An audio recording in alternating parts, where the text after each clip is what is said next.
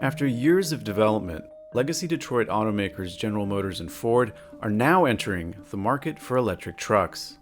These are among the first electric vehicles from both companies, and I think the reason is this is the most important part of their business, pickup trucks. In the race to electrify their pickups, the automakers pursued two distinct strategies. Ford decided to retrofit its existing F-150 by adding a battery in the place of its fossil fuel engine. GM chose a more challenging path by designing a new battery system and vehicles from the ground up. So, how did each company race to develop its new electric vehicles? And what sets Ford and GM technology apart in the highly competitive EV truck race? Earlier this year, General Motors revealed its Silverado EV, a plug-in version of GM's top-selling vehicle that will go on sale in the spring of 2023.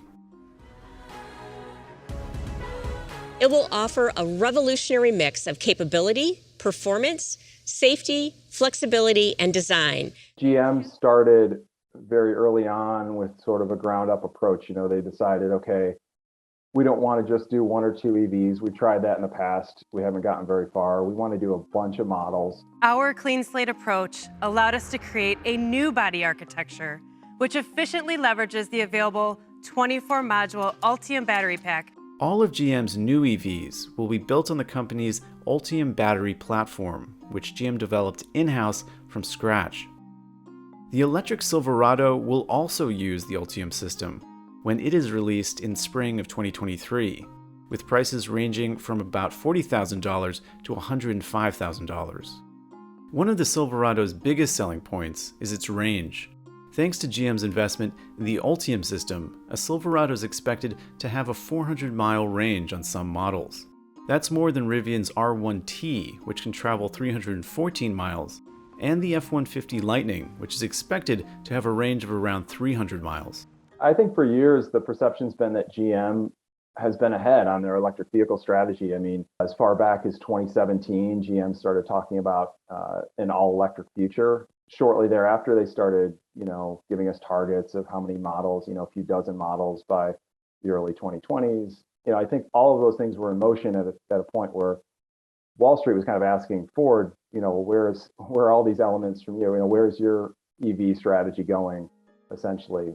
Just a day before GM unveiled its new Silverado, Ford announced that it was doubling down its manufacturing goals for its EV pickup, the F-150 Lightning, in response to an unexpectedly high number of reservations. That news sent Ford's stock surging on January 4th and helped propel the automaker's market valuation beyond that of GM for the first time since 2016. Their stock price went up, I think, 11 or 12% that day, which is until recently kind of unheard of for an automaker. I mean, these things trade like manufacturing stocks, kind of boring. And so it was definitely some gamesmanship, I think, on Ford trying to steal a bit of GM's thunder on its Silverado truck. The move comes as the century-old rivalry between GM and Ford is moving into the electric vehicle age. These companies, they've battled in just about every facet of the auto industry, and the companies don't really like each other that much. Ford followed a different path than GM to electrify its pickup. Rather than create a new EV from the ground up, Ford's strategy for the F-150 Lightning was to retrofit an existing F-150 and turn it into an EV. Mr. President! This sucker's quick.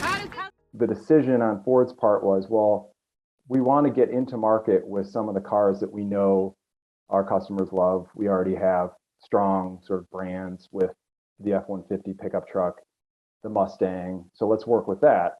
Unlike the Silverado EV, which looks very different from its gas-fed predecessor, the Silverado 1500, the F-150 Lightning is similar aesthetically to its fuel-powered older sibling.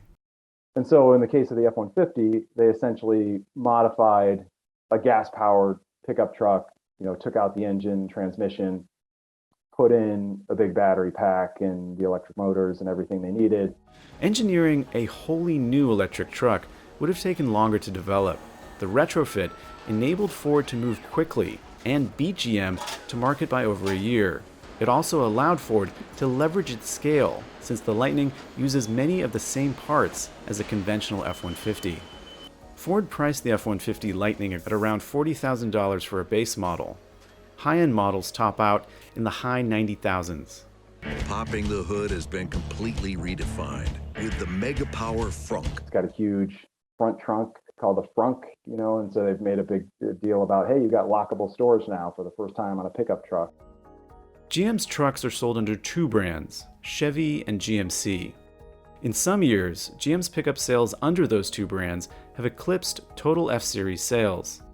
But the F-150 has long been the most popular vehicle in the country, outselling all other cars, trucks, and SUVs. But it remains unclear if customers will follow the brand into its electric future. That's the big question hanging over the whole industry right now is all these models are coming.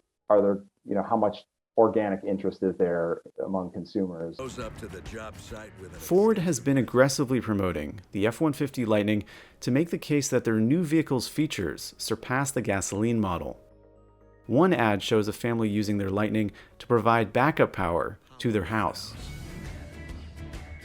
Ford said it has 200,000 Lightning reservations. For context, that's more than a quarter of the number of F-Series vehicles the company sold in 2021. But these reservations are not a firm commitment. These are not binding 200,000 reservations. I mean, anyone can just walk away from it. But I think Ford is looking at this like, this could move faster than we thought. Sales for electric vehicles rose 88% year over year in 2021. Both these companies realize that if we're going to have success here, we're going to have to carry these products that have delivered so much value and so much profit for these companies, these big pickup trucks. That rivalry seems like it's as sharp as ever as both companies try to sort of position themselves for that.